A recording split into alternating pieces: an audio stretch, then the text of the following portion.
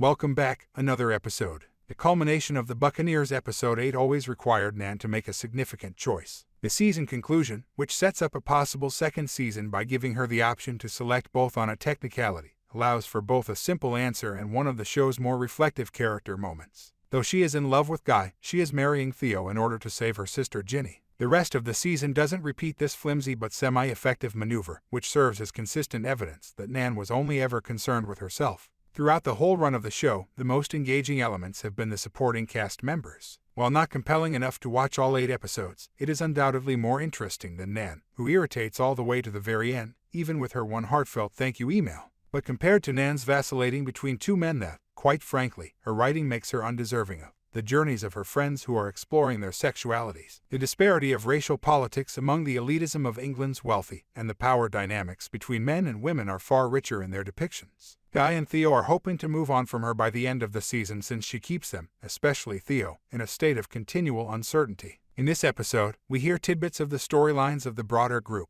all of which culminate in Nan's ultimate choice, which allows her to remain the protagonist of the story. God forbid Ginny be given any agency at all. The family and financial problems of characters like Conchita and Richard are ignored, and their traumas are reduced to filler for the C-plot. It is written as an afterthought that Mabel is in love with another woman and tells Lizzie of this. The main plot point is that, the night before her wedding, Nan finally, briefly decides to marry Guy, even though Theo had earlier offered her a way out so he wouldn't have to suffer the embarrassment of being abandoned at the altar. However, Ginny, who has been severely mistreated by James, interrupts Nan and Guy. She rushes to Nan's rescue, now terrified of both her and her unborn child. The plot takes a dramatic turn at this point when she, Mabel, Lizzie, and Guy band together to assist Ginny in escaping James's terrible nature. That's why Ginny and Guy manage to get away. In the meantime, Nan keeps her word to marry Theo, and he has no idea that she is using this as a power maneuver to protect her family's security and stability. Though it's a deliberate action, for once we can understand it. Even though it doesn't make Nan a likable or entertaining character, it does at least hint at her radicalism, which the show has been attempting to portray to us the entire time.